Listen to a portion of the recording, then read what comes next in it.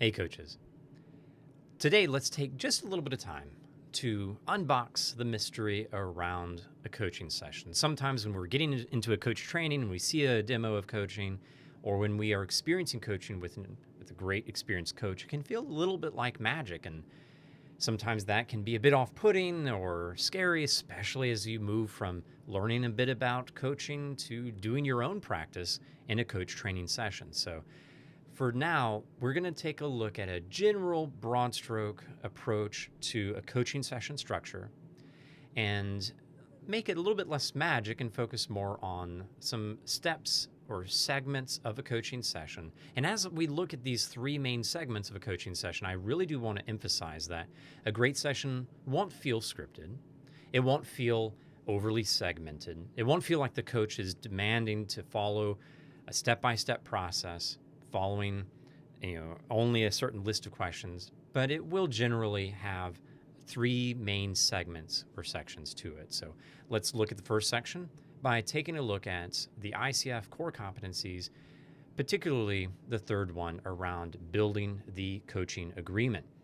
So competency number 3, marker number 1, says the coach partners with the client to identify or reconfirm what the client wants to accomplish in the session. Now, this is the starting point for every coaching session because no coaching should really begin without some sort of agreement. If it's not there, the coach is going to have to supplement, the coach is going to have to fill the void with their own ideas, their own leadership. The coach is going to have to determine what is of value every step of the way, and we'll talk about the challenge of that with another video. For now, let's unpack 4 different parts, and then there's going to be a 5th one at the end, but 4 different parts that make up our model of agenda setting, and that's going to be the START model. We're going to look at the STAR portion to start, and then we'll get to the final T part. But it starts with S, the subject. And this is just simply asking what the client would like to talk about today. Then we look at why is this top of mind, or what is the potential for transformation? What difference do we want to see after working with a coach on this topic, or why is it so significant today? Then we look at A, and this is areas to address, or the way we might approach the topic, the questions we need to ask and answer in order to really understand the decision or the meeting, the presentation that the client has as part of their agenda today. And most importantly, as part of just setting the stage, the first 4, 5, 6 questions of the coaching session, the coach needs to ask about the measurable result.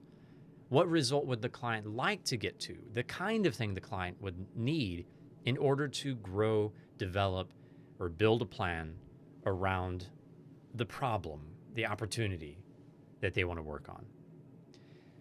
Subject, top of mind, or potentials for transformation, areas to address, or the approach that we take, and then that measurable result. All of these are in the first few questions of the coaching session.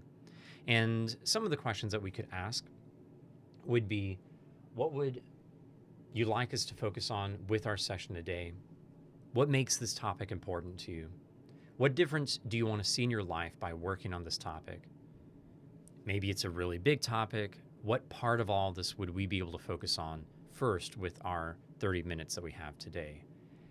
As we talk, what do you want to have in hand by the end of our session? Or what practical takeaway would you like us to work on around this topic or work towards as we talk here today? What will we need to make sure to cover in order for you to get what you want out of the session? Now, these questions are a bit back and forth between these primary areas of potential for transformation, areas to address, and the measurable result.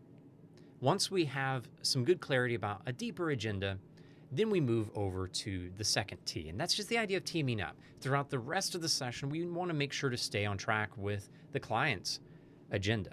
And so from time to time, we'll check in on how things are going, and we'll look more at that process of teaming up and checking in with the future video.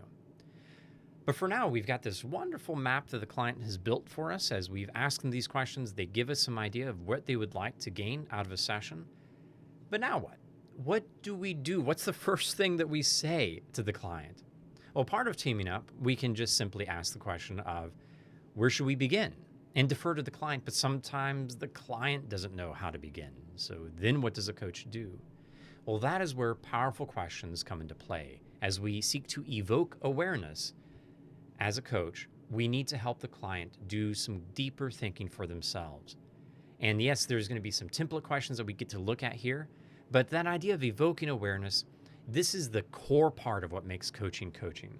So let's take a look at how that process works by first considering evoking awareness, where the coach shines a light on the client's situation and identity through questions and observations. And the observations we'll really look at with the future video. Let's just focus on the question part for now. And I'll say this with every list of questions that I offer in these videos and in class materials pages. Don't just use these questions as your template. Use them as training wheels for now. You might find yourself with your first few coaching sessions looking at a list as your training wheels, as the way that you begin to think about building your questions. But I really don't want you to get stuck there. The goal of questioning in coaching is to make something dynamic, creative, in the moment, using the client's language. So here's some sample questions. What is most challenging about the situation? What do you need to learn to be prepared? How do you want others to see you? How do you want to be known through this experience? Who do you want to be for them? How will you need to grow? What stops you from just simply fixing this in this moment? And what would help you begin taking a small step forward?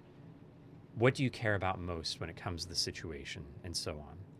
There's a variety of questions that we can ask, and the best questions are going to be asked dynamically in the moment using the client's language, and we will work for the rest of this training on how to do this work well. So don't get overwhelmed too much. These are some ideas of the questions you can ask, and the point of my work as your trainer is to help you continue to understand how to build these things in the moment and make them real, how to come alive with these questions as you go. But they do go somewhere. They go towards facilitating client growth or actions, plans, application of all that learning. The point of coaching isn't to solve the problem, but we also do want to get that measurable result taken care of. So after a client has better understood the problem and the avenues of success, the path of success, then we need to capitalize on that learning with action planning. The coach helps the client move from gaining insight to acting on that insight. And that taking of action leads to new learning and development. So taking action or making a plan for the next steps, it's not just about solving the problem, but growing as a person. And the coach will go back and forth between what is the next step, how do we accomplish that next step, and what do you get to learn through that process. Again, something we'll unpack with multiple videos and plenty of practice in our live sessions. But here are some questions to get us started. What will you do between this call and next? What actions do you want to take now that we've talked through this? What actions are occurring to you right now? What could you do differently? When will you do that? What could get in the way? What obstacles do we need to consider? As you begin applying this or prepare or take this action, what can you learn from following through?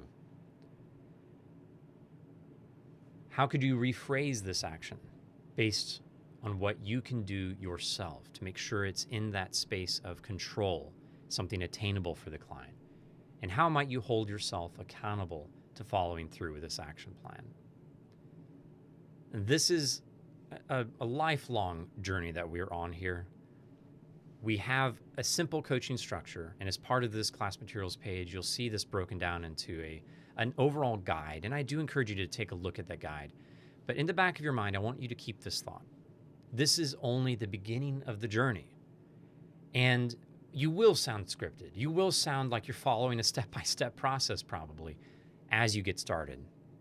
But the goal here is not to hold on to a firm step-by-step process of coaching, because the best coaching happens where there is a structure that is co-created with the client, and the coach is asking great questions based on what the client is saying and how they're showing up, what they're doing physically and their tone as they're unpacking and talking, and capitalizing on some deep moments of learning, a shift in awareness, an aha moment, and bringing that over to action, planning, accountability. It's all art. And we want to start with the basics. That's what we're doing today. And for the rest of our training and beyond this training program, you will continue to grow in the art of coaching.